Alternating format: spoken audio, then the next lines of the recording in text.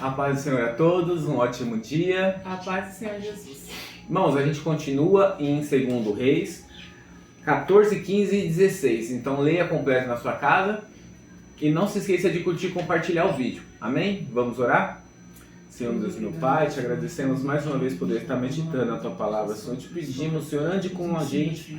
Não deixe, Pai, que o nosso coração se incline para o mal. Senhor, nos guie, Senhor, para que a gente ande debaixo dos Seus estatutos de dia e de noite. Senhor, em nome de Jesus, Pai. Amém. Irmãos, no capítulo 15 de 2 Reis, no versículo 32 diz assim: No segundo ano do reinado de Peca, filho de Remalias, rei de Israel, Jotão, filho de Uzias, rei de Judá, começou a reinar. Ele tinha 25 anos de idade quando começou a reinar, e reinou 16 anos em Jerusalém. A mãe dele chamava Jerusa, e era filha de Zadok. Fez o que era reto aos olhos do Senhor, segundo tudo que Uzias, seu pai, havia feito. Apenas os lugares altos não foram tirados, e o povo ainda sacrificava e queimava incenso nesses altos. Jotão construiu o portão de cima da casa do Senhor. Quanto aos demais atos de Jotão e a tudo o que ele fez, está tudo escrito no livro dos reis da história de Judá. Naqueles dias, o Senhor começou a enviar Rezim, rei da Síria, e Peca, filho de Remalias, contra Judá. Jotão morreu e foi sepultado no túmulo de seus pais na cidade de Davi. O que eu queria aqui frisar era no versículo 37 do 15, que diz assim: Naqueles dias o Senhor começou a enviar Rezim, rei da Síria, e Peca, filho de Remalias. Mas por que o Senhor começou a enviar inimigos para ir contra Judá? Né? Então, quando os judeus aqui e os de Israel, eles não andavam nos caminhos do Senhor, quando faltava alguma coisinha, o Senhor permitia que eles eram atacados, né? E então... Posso só dar uma coisa? Pode. Lembrando que você leu que Jotão fazia tudo certo.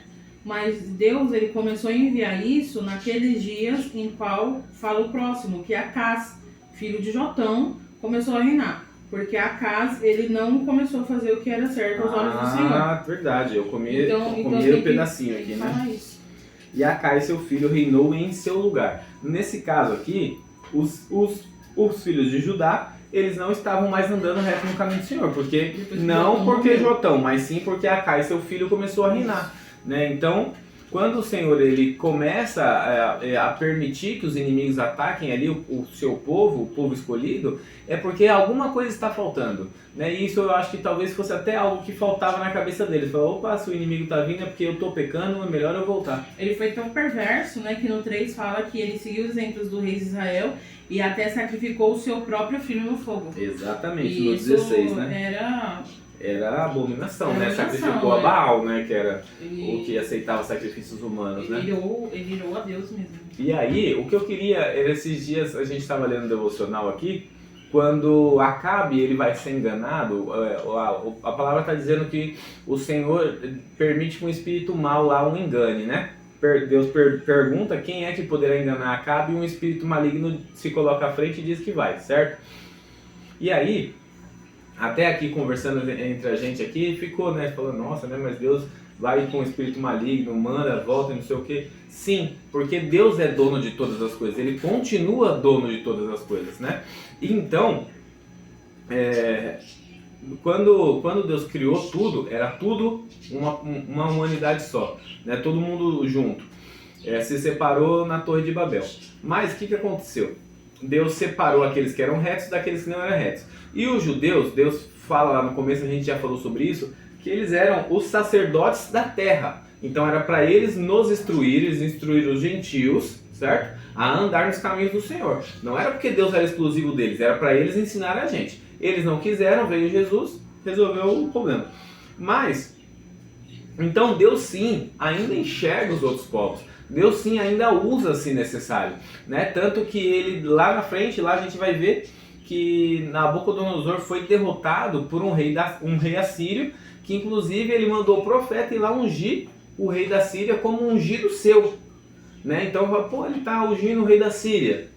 né? Mas Deus faz o que quer, quando quer, como quer, né? Mas se você for parar para analisar as características, é sempre quando o seu povo escolhido está comendo bola, está pecando, está tropeçando onde não é para tropeçar, né? E aqui ele fez uma coisa abominável, né? Ele sacrificou o próprio filho.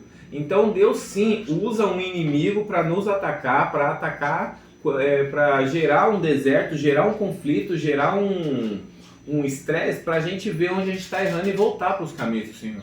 Mas o interessante é que Deus, ele não, aqui já saindo daqui vindo para testemunho pessoal, Deus, isso acontece, Deus permite às vezes a gente passar por um deserto, por uma prova, por uma falha nossa, mas Deus não se atrasa em nos socorrer quando a gente entende que aquilo foi uma falha e volta aos caminhos do Senhor, né? Deus é muito rápido nesse socorro, e isso é interessante.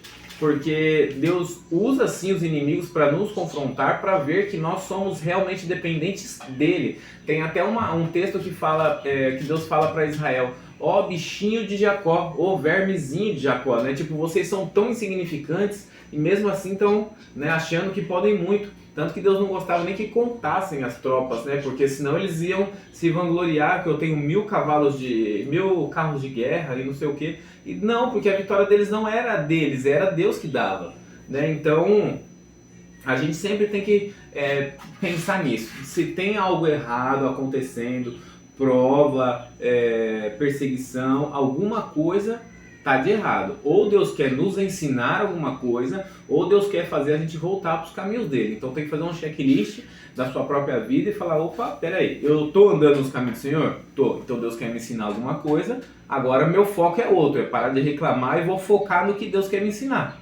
Vou descobrir o que Deus quer me ensinar. Aí ele falou: opa, não estou andando nos caminhos do Senhor, então isso é porque eu saí da presença de Deus. Eu vou voltar para a presença de Deus. Senhor, socorre-me. E quando o Senhor socorrer, você vai ver que o alívio é imediato, é rápido, né? Às vezes a consequência até fica do castigo, mas Deus dá uma paz pra gente quando acontece esse tipo de coisa, né? Quer falar alguma coisa? É isso que você está dizendo, aconteceu com Jeoacás, né? Que ele fez o que era mal aos olhos do Senhor, mas no 4, Azael, rei da Síria, e o filho dele, eles atacaram os israelitas, né? E estavam atacando repetidas vezes. E aí no 13:4 diz: então Jeoacás orou ao Senhor pedindo ajuda, e o Senhor atendeu a sua oração, pois viu como o rei da Síria oprimia Israel cruelmente. E eu até falei pra você, é engraçado como prontamente, né? Deus, ele sempre tem misericórdia do seu povo.